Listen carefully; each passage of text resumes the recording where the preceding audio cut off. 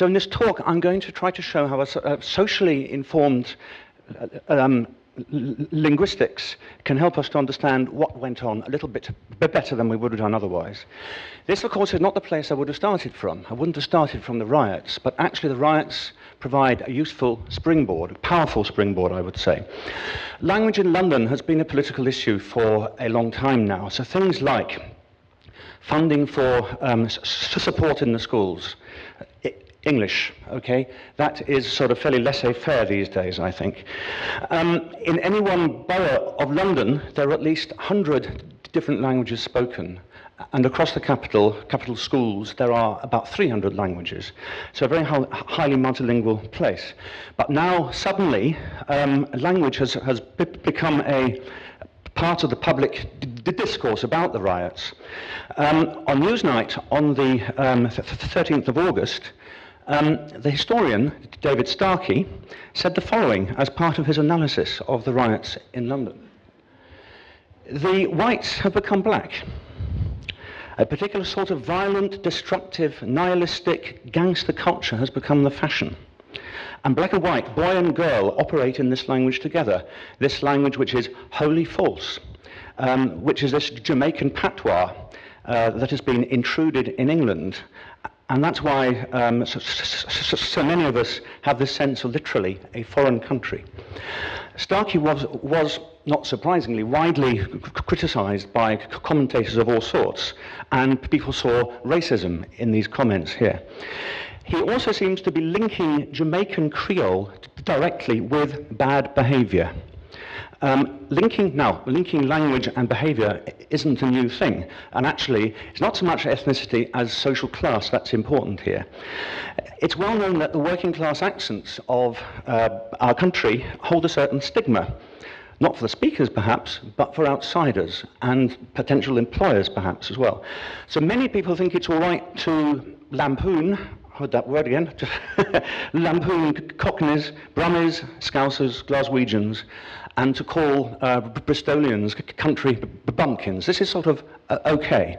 And in fact, that Now show, that was one of the things they actually did. They made fun of country dialects. It's sort of okay to do that. Now, it's probably also observationally true that if we go to a prison, that we'll actually hear a higher proportion of urban accents spoken in prison than among the population at large. So this leads to a false logical conclusion that actually speaking an urban dialect is potentially part of criminality. Okay? Now, I don't think that anyone in this room would really subscribe to a view like that. But it's something that Starkey, it's a trap Starkey falls directly into by talking about Jamaican. Okay. Anyway, at least our rational selves wouldn't actually fall into that trap. But attitudes to language are tenacious things. They run deep and they're subconscious, very difficult to dislodge. So, how can a linguist redress the balance and provide evidence that supports a different view? What I'm going to say isn't simply my instinctive reaction against a controversial position expressed on a television program. It's the fruit of research on the language of London's inner city, adolescents, carried out by colleagues at Queen Mary, University of London, which is just down the road from here. These are the two projects supported by the Economic and Social Research Council, and over a time span of some 6 years or so. Okay, why did we do this? Well, one of the things we're interested in was this idea of estuary English, which is something some of you have probably heard of. So, just to give examples of some estuary English vowels, a phrase like, I'm going home, all right? Estuarians might say, I'm going home, with what we call a front vowel, okay, in dialectology, phonetics. Another pronunciation that we often find in the southeast of England is the word like food. Okay, I say food, but many people around here say food. Okay, it sounds a little bit French almost. Good food, then, would be an estuary English pronunciation. We were interested in knowing, does this actually come from London? Okay, dialectology tells us that innovations start in cities. Did it spread from here out to the home counties where we heard these pronunciations? What was it that we actually found once we'd done these recordings then, with people from, young people from Hackney and Haringey, and also from Havering in the outer city? So, here are some words, and I'm now going to attempt to pronounce these in estuary English stroke Cockney, and then I'm also going to attempt to say them in the kind of accent that we heard. Okay, so let's take the first one first of all. He come 3 days late. He come 3 days late. Okay, the second one. She lives in the house on the hill. She lives in the house on the hill. He thinks he's always right. He thinks it's always right. Her mum likes to cook good food. Her mum likes to cook good food. I don't want to go home. I don't want to go home. Okay, the main differences there are in the vowel sounds, but you might also notice that I dropped my H's to start with, and then when I did the sort of modern version of that, I didn't drop my H's. Young Londoners don't drop their H's anymore. That amazes me, but they don't. So they speak good English in that respect, in spite of what Professor Starkey says. Young Londoners also use things, okay, some surprising things, all right. They use man in a way that reminds us of German, actually. I don't really mind how my girl looks. If she looks decent, yeah, I don't really care. It's a personality man's looking at. Okay, we have a few examples like that, which I think would really surprise you. Something else we find, I just looked at the money. I was like, you just gave me £1,000, mate, here you are. I was like, for I said, many people in this room say that regularly. But what we also found was, in London, this is them. What area are you from? What part? This is me. I'm from East London. Okay, that is a new, what we call a quotative. Okay, that seems to be, it's still there in the background there, but it's something that we hear quite a lot of these days. Right, where do these things come from? Are they Jamaican, as Starkey would have us believe? No, they are not. What about the slang words? Okay, well, we have some good candidates for Jamaican here. These are Jamaican, all right? Bear, blood, ute, mandem. But young Londoners talk about ma ends, okay, where they live. That is not Jamaican, as far as I know. I've been told that it isn't, that it's homegrown English. So, where do these vowel sounds come from that I mentioned? Well, okay, I mentioned the expression go home, something an O-type vowel instead of an O-type vowel.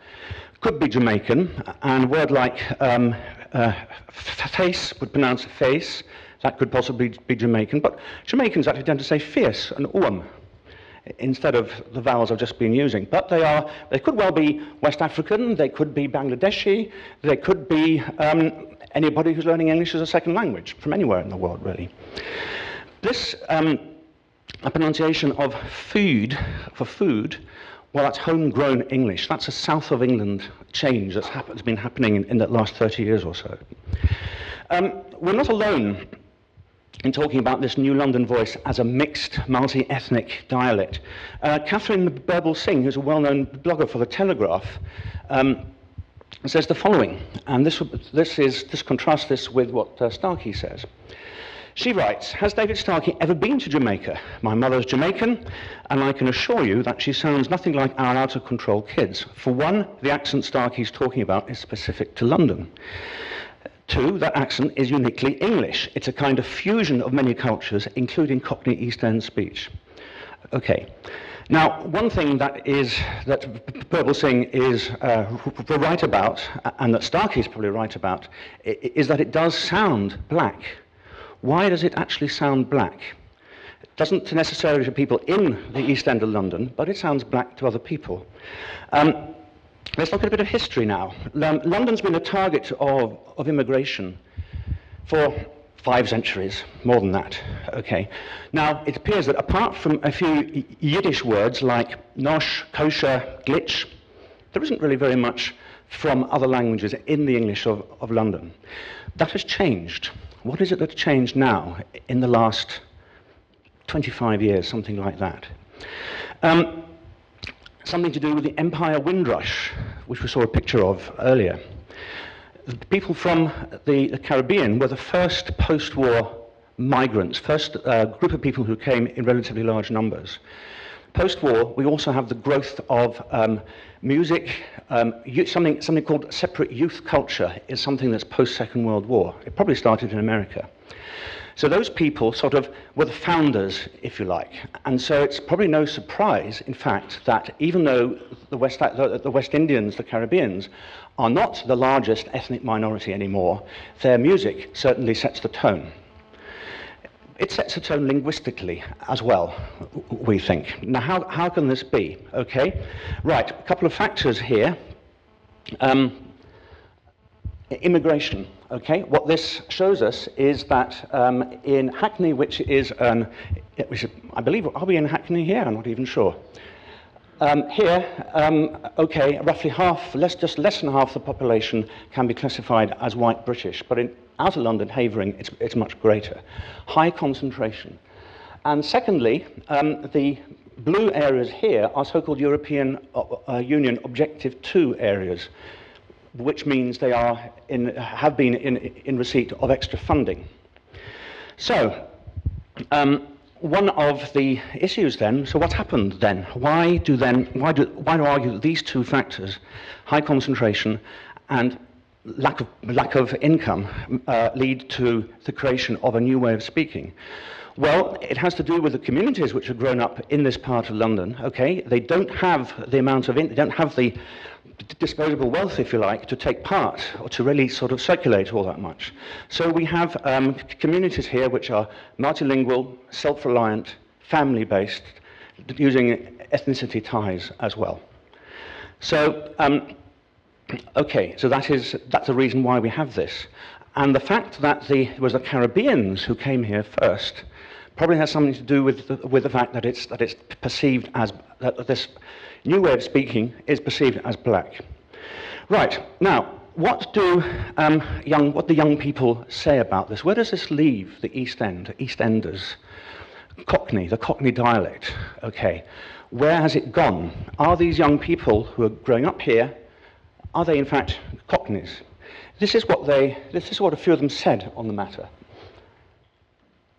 And this, come on, move. Someone's helping me, thank you. Right, this is an extract from one of the interviews. Okay, so the interviewer says, what about the Cockneys? Do you think you're Cockneys? No, I hate them. Isn't that Essex sides or not? Hackney's not really Cockney. Okay, so you hate Cockneys. How would you describe a Cockney then? White, chavs, that's one word. I hate them. Are there any in this area? There's loads, innit? Loads. There's black Cockney people as well. Oh? There's black Cockney people as well, though. Where'd the Cockney people come from? Eastenders. I thought it was Essex. Bethnal Green, Bowen, places like that. Yeah. Okay. So that they are quite clear. One is black, one is white. Out of these two boys, they're clear they're not Cockneys. Okay. So what about this? This is another. What about the programme EastEnders? Sue, the interviewer, asks, what about the programme EastEnders? It's a bunch of bull to me. It's boring. Do the people around here speak like that, do you think? Some people, but that's what I say, they try and copy it and try and be like EastEnders. Who talks like the people in EastEnders around here? Well, the people that want to be Cockney. Well, what's that? Mainly older people or younger people? More older, like in between teens and adulthood would do it. Teens more than, nowadays they want to talk slang, more than Cockney. When you're getting older, you look back and you think, oh, I don't want to talk slang, so they try and be Cockney. Okay, so this rather complicated argument here, it's got to do with the idea that Cockney is spoken by slightly older people. Incidentally, Raymond is black, but he sees the possibility of becoming Cockney as he grows older. Okay. It's interesting. They are not Cockneys, these people themselves. Okay, so what are they then? Let's look at the next quote, and this is my final quote. They're asked to read a word list. Okay, so Mark reads the word list. And then it's Tina's turn. All right then, all of these words, as naturally as you can. Tina then addresses Mark. Do you know, you actually sounded Cockney when you were saying the first words, Mark, and then you went into this deeper voice. Is it? Yeah, all right, ready. And then she starts reading in a mock Cockney voice. And Mark says, no, that's not really her normal way of speaking.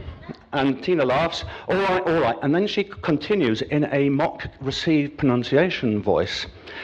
Neither is that. You've got to say it normal. And then she continues in a mock RP voice. There's no point in you doing it if you're not doing it right. Okay. And then in the end, she's persuaded to read it in her normal voice. Her normal voice and his normal voice is what we call Multicultural London English. Okay. MLE, Multicultural London English. Jafaican is another word that you've probably heard for this. Right, so, to close then, David Starkey's objections was that what he perceived as Jamaican patois is put on and false. Well, he said it's something that had been intruded into England. Well, he's wrong on every count. For a start, it's not Jamaican patois, we're quite clear about that. It's not put on. It's homegrown, it's not intruded or foreign. So what I would say then about the vernacular English of London is that it forms part of young people's identities. It reflects the melting pot of the East End, and you can see that from the different words that occur, different pronunciations and so on. This is a situation in which young people are actually learning English in this part of the city. It cuts across ethnicity and race, and people, the way they're talking shows us that in fact they feel that this way of speaking is theirs. They don't really have a name for it. Slang is the word they use. But it's not the case that all ethnicities speak this in the same way. As long as race is important in the world, there are ways of speaking multicultural London English which they vary slightly across the different ethnicities. That said, these people believe that this is very much their language. Thank you.